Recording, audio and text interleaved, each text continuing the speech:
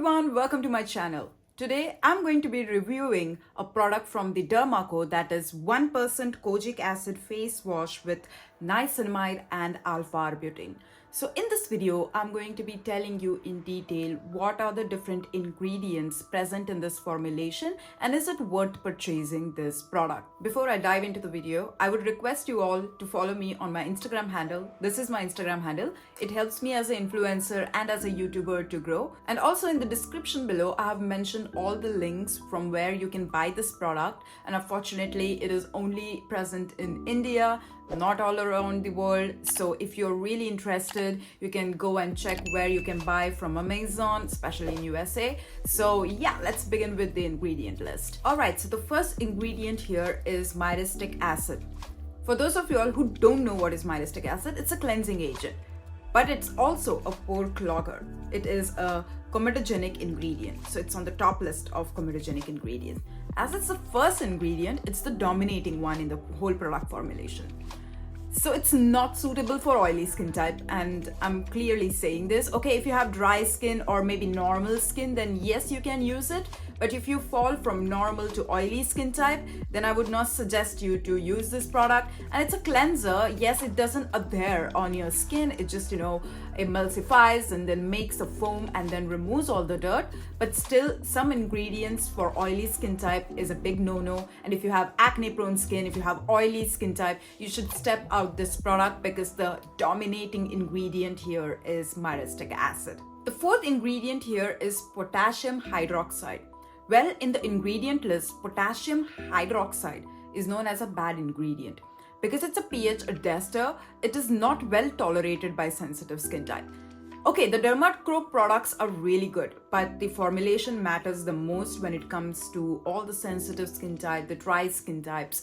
And this formulation here has a disaster already. It has myristic acid, and then there is potassium hydroxide, which cannot be tolerated by sensitive skin type, and it can lead to redness. It does also have like water as a second ingredient, and then there is glycerin, propylene glycol. These are humectant helping with the hydration and moisturization of the skin.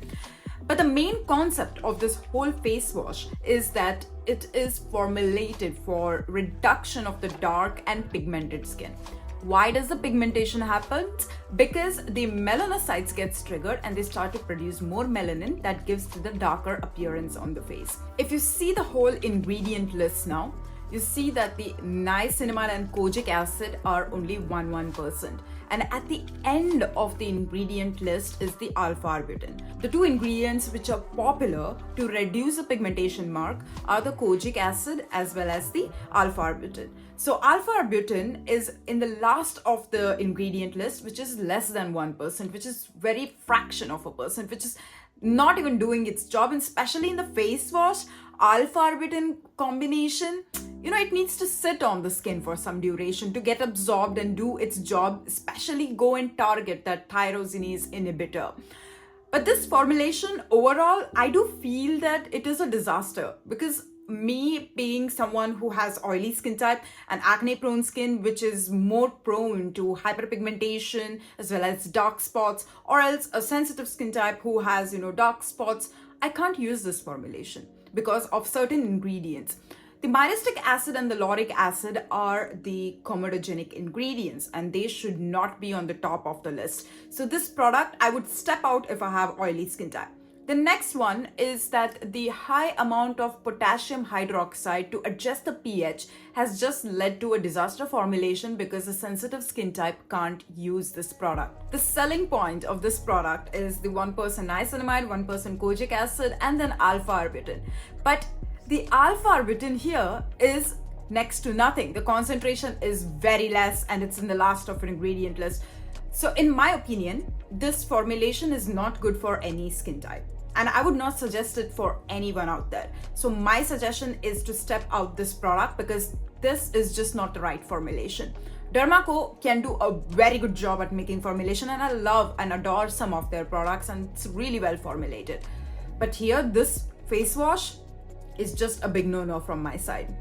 Well, honestly, in my opinion, I would not recommend it to anyone But if you still want to try this product out and you have purchased it already, you can do a patch test and see how does it react to your skin, because there is high amount of potassium hydroxide. The first ingredients tell a lot about the formulation. Always remember that. When there is, comedogenic ingredient in a higher amount, then the oily skin types can't use it. If there is something that can be really triggering and cause redness to the sensitive skin type, in the first 5 or 6 ingredients, step out that product, because that product is not well formulated.